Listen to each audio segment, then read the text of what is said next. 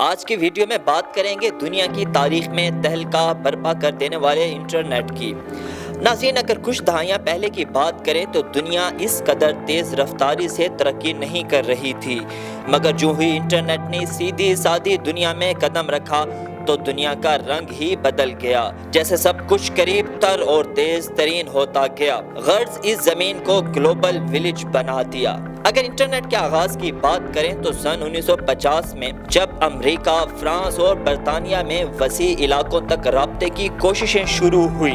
1967 میں یہ کوششیں کسی حد تک کامیاب ہونے لگیں۔ برطانیہ چھوٹے نیٹ ورکس کو جوڑ کر پروٹوکولز فار انٹرنیٹ سامنے لایا۔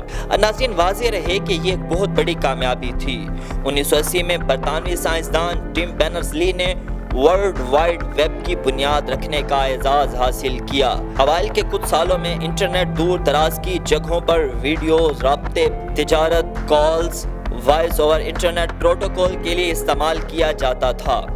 1996 میں انٹرنیٹ کے یوزرز چند ایک تھے۔ واضح رہے اسی سال گوگل سرچ انجن متعارف ہوا اور انٹرنیٹ نے دنیا میں تہلکہ برپا کر دیا۔ اب گلوبل سرچ انجن کے ذریعے آپ دنیا بھر کی انفارمیشن انٹرنیٹ سے حاصل کر سکتے تھے۔ یہ وہ وقت تھا جب دنیا کی انٹرنیٹ پر رسائی مزید بہتر ہو گئی۔ یہی عرصہ تھا جب یاہو جیسی ویب سائٹ لانچ ہوئی اور انٹرنیٹ کی دنیا میں مزید وسعت برپا ہوئی۔ اس زمانے میں انٹرنیٹ استعمال کرنے والے تحریریں اور تصاویر ایک دوسرے کے ساتھ شیئر کیا کرتے تھے۔ 14 فروری 2005 میں جب یوٹیوب نے ویڈیو شیئرنگ کا کانسیپٹ دیا تو انٹرنیٹ کی دنیا یکسر بدل کر رہ گئی۔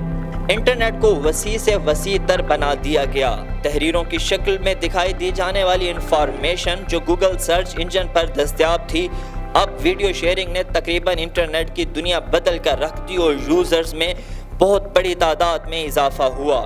واضح رہے یہی عرصہ تھا جب فیس بک بھی لانچ ہوئی اور فیس بک نے انٹرنیٹ میں مزید انقلاب برپا کر دیا۔